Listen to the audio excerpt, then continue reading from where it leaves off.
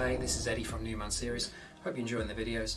Now today I want to talk about dating apps and sending that first message because just knowing a few sort of tips and tricks can really help going forward because there can be one or two kind of barriers that crop up sometimes without knowing it, and it's just really key to be able to get clued into that to make life a little bit easier for yourself on the app and get in front of the women that you want.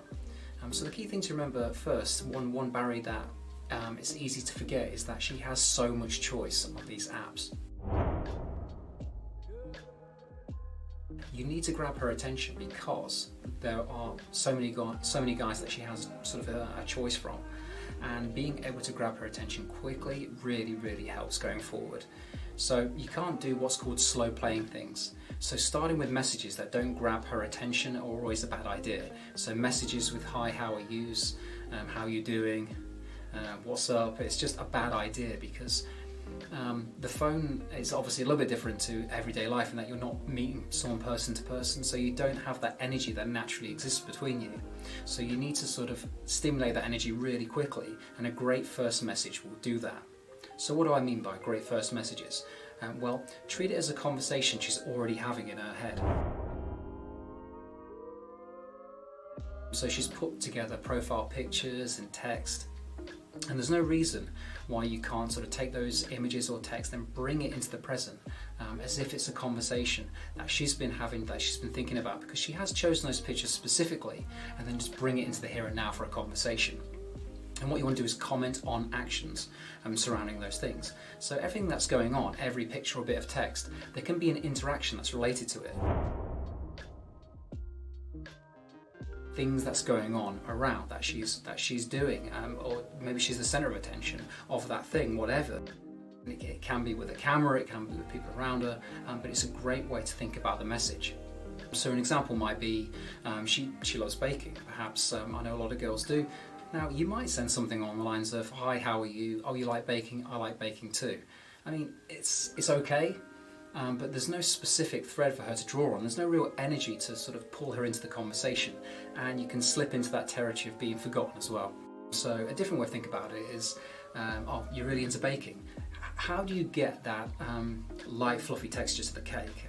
I'd love to know. So it just tastes awesome. What's the secret? So you've made some assumptions. You've commented on actions going on around the baking, making it sort of making the texture of it awesome. That's your subject matter. You've given her actions so she can just dive into the conversation right there and then, which is much better. So another example might be perhaps she's into ballet or dancing, something like that. So have a little think about the actions going on and things around that you can pull into the conversation. So it could be the ballet shoes or pirouetting. Oh, you're really into ballet? How are you at pirouetting around the floor? Or using the shoe example, can you get comfortable in those shoes, particularly if you're on your toes? Can you ever be comfortable? Or perhaps there's also interactions that go on. You have an audience that come to watch ballets as well. They come to watch it in the theatre. So what's it like having an audience in front of you when you're doing your ballet? It must be so exciting just to perform for them, right? It's much better text to send. So another barrier that crops up that people forget is they want to tell people that they're fun, but they don't show it. You want to show and tell. So when you're using statements and questions that open up that thread where you're telling people about fun things, you get to show it by putting your personal stamp on what's going on. That's the way to have a think about it. And one final barrier, remember to keep it light and fun. So anytime things are getting too serious, that's the way to hurdle it, by keeping the conversation light and elevated, so you can both bring your personalities to the table. So I hope that helped, and good luck with your online dating. Check out some more videos and head on over to newmanseries.com for more great content. See ya.